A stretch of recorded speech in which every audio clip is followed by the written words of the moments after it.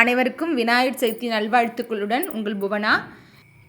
Video upload பண்ணும்போது எடுத்தேன். Natural லைட்டில் ஒரு மாதிரி இருக்கும், இப்போ நைட்டில் எடுக்கும்போது ஒரு மாதிரி இருக்குது. எங்கள் அம்மா வீட்டு பக்கத்தில் உள்ள விநாயகருக்கு சந்தன காப்பு பண்ணியிருந்தாங்க, அதையும் அட்டாச் பண்ணியிருக்கேன் பாருங்கள்.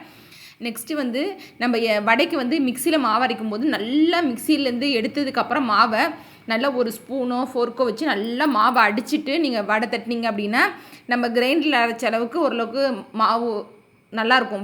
வடை மாவு சூப்பராக இருக்கும், அதே போல் வடையும் நல்லாயிருக்கும். திடீர்னு ஒரு தயிர் பச்சடி வேணும் அப்படின்னா நல்லா கெட்டி தயிரை வந்து நல்லா பீட் பண்ணி எடுத்துக்கோங்க. அதில் வந்து வடையை வந்து கிள்ளி போட்டிங்க அப்படின்னா அது வந்து தயிர் வடைன்னு சொல்லலாம். ஆனால் இது கிள்ளி போட்டு நம்ம வந்து பருப்பு சாதம் தொட்டு சாப்பிட்டோம்னா சூப்பராக இருக்கும்.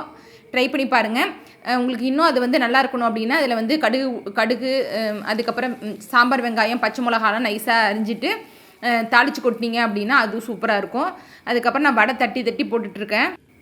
இந்த உளுந்து மாவோட உப்பு பச்சை மிளகா அது மட்டும் பெருங்காயம் வேணால் நீங்கள் அதோட வச்சு அரைச்சிக்கலாம். நான் பெருங்காய பவுடர் போட்டுட்டேன், கருவேப்பிலை கொத்தமல்லி போட்டு சும்மா ப்ளைனாக தான் தட்டுறேன். மெலிசாக தட்டி போட்டிங்க அப்படின்னா வடை இந்த அளவுக்கு இருக்கும். நீங்கள் குண்டாக தட்டினீங்கன்னா அழுத்தமாக இருக்கும் வடை. மாவு வந்து நல்லா மெலிசாக அதுமாரி தட்டி போட்டிங்க அப்படின்னா வடை நல்லாயிருக்கும் உங்களுக்கு. சுண்டல் செஞ்சாச்சு, தாளிச்சாச்சு, பருப்பு சாதம், சமையல் பீன்ஸ் பொரியல். நெக்ஸ்ட்டு வந்து சாம்பார் வந்து முருங்கைக்காய் சாம்பார் வச்சுருந்தேன். எல்லாமே செஞ்சாச்சு.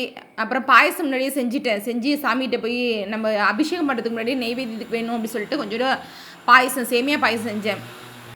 கண்டென்ஸ் மில்க் யூஸ் பண்ணி நம்ம டெசர்ட் மாரி சாப்பிட்லாம் அப்படி சொல்லிட்டு ஃப்ரிட்ஜில் வச்சு சாப்பிட்ற மாரி அதை பண்ணலான்ட்டு நல்லா கெட்டியாக பாயசம் செஞ்சுட்டேன். இப்போ தான் நெய்வேத்தியத்துக்கு எல்லாத்துக்கும் எடுத்து வச்சாச்சு. நாங்கள் நல்லபடியாக சாமி கும்பிட்டோம் சூப்பராக.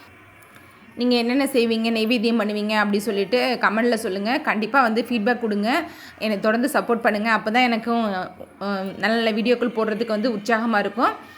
அனைவருக்கும் விநாயகர் சதுர்த்தி நல்வாழ்த்துக்கள்.